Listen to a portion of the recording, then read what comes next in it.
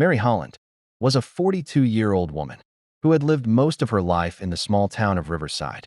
She was married to James, a 45-year-old carpenter who struggled to keep steady work. Their marriage had grown heavy with money problems, unpaid bills, and constant arguments about their future. One chilly morning in March, Mary walked into a corner store near her house to buy milk and bread. On impulse, she added a lottery ticket to her small purchase. She had never been lucky before, but something about that day pushed her to try. She carried the ticket home, placed it on the kitchen table, and forgot about it until the weekend when the numbers were announced on television. Sitting alone in the living room, Mary compared the numbers. One by one, the digits matched. Her hands shook, and tears rolled down her cheeks as she realized she had won $179,600. It was not millions, but it was more money than she had ever seen in her life. She screamed with joy, and her neighbors could hear her excitement from the street. When James returned from work, Mary rushed to him with the news. At first, he didn't believe her.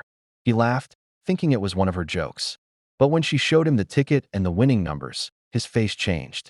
His eyes widened, and then he hugged her tightly, whispering, "We're saved." The next few days were filled with plans. Mary wanted to use the money wisely.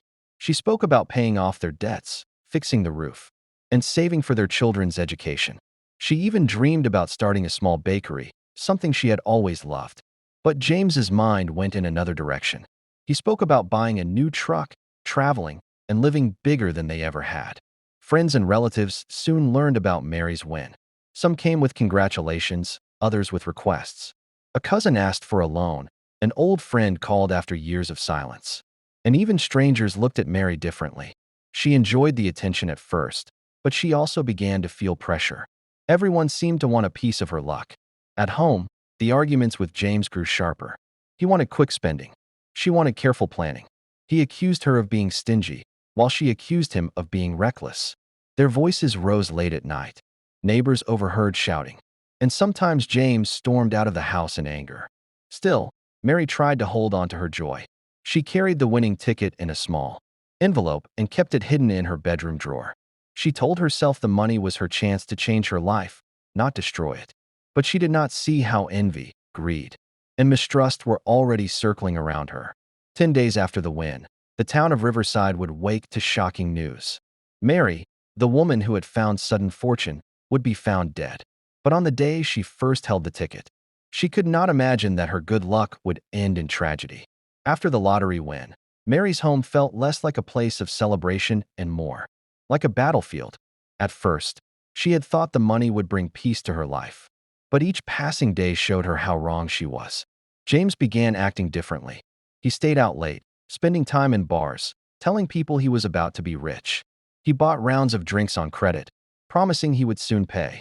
People noticed that he spoke as if the money belonged to him alone.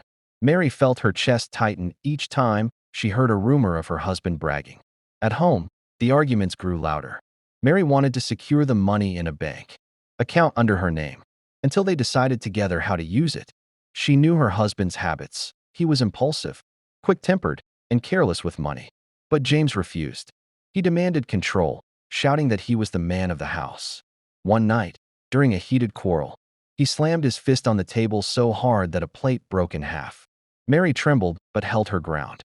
"James, this money saved us, but it's not just for you," she said firmly. He glared at her and walked out, slamming the door behind him. By the 7th day after the win, Mary no longer felt safe. She spoke quietly to her sister, Evelyn, over the phone. She admitted she was afraid James might do something foolish, or worse. Evelyn urged her to come stay with her for a while, but Mary refused. She wanted to believe things would settle down. Meanwhile, whispers filled the small town. People speculated about how the Hollands would spend the money. Some envied Mary, others resented her. A neighbor saw James in the company of a younger woman at a roadside bar. He laughed and told her he would soon be able to live like a king. The neighbor later recalled that his eyes were wild, as though he had already left his old life behind. Mary spent her days making lists. She wanted to pay off the mortgage, clear medical bills, and put money aside for her children's college. She told friends she was hopeful, but her tired eyes revealed her worry. She carried the lottery check in her purse wherever she went, never leaving it behind. She checked it often, touching the paper like it was her shield. On the ninth night after the win, the couple's argument turned darker than before. James returned home drunk. His voice thundered through the walls as he demanded she hand over the check. Mary refused, clutching her purse. She shouted back that she would never let him waste their future. He lunged toward her, but she ran to the bedroom and locked the door. The next morning, Mary confided to Evelyn again, saying, "I don't think James will ever forgive me for holding that ticket. He looks at me like I'm standing between him and his dreams." Evelyn begged her to leave, but Mary stayed, trying to believe her husband would calm down. She did not know that by the following day, her fears would come true. 10 days after her win, Mary would be found lifeless, her purse torn open and the check gone. The 10th day after the lottery win began like any other in the quiet town of Riverside. The sun rose slowly, casting golden light over the rooftops. But inside the Holland household, tension was boiling like a storm about to break. Mary woke early. She sat at the kitchen table, sipping tea, her purse beside her. Inside it was the lottery check, the source of her joy and the root of her fear. She stared at the paper, wondering if it had been a blessing or a curse. She thought about going to the bank that very morning to deposit it in her name alone. Something inside her whispered it might be her last chance. James came downstairs an hour later. His eyes were bloodshot, his hair messy. He had spent the night out again, drinking. The smell of alcohol still clung to his clothes. When he saw the purse on the table, his mood darkened. "Mary, I've had enough," he growled. "Give me the ticket. It's mine too."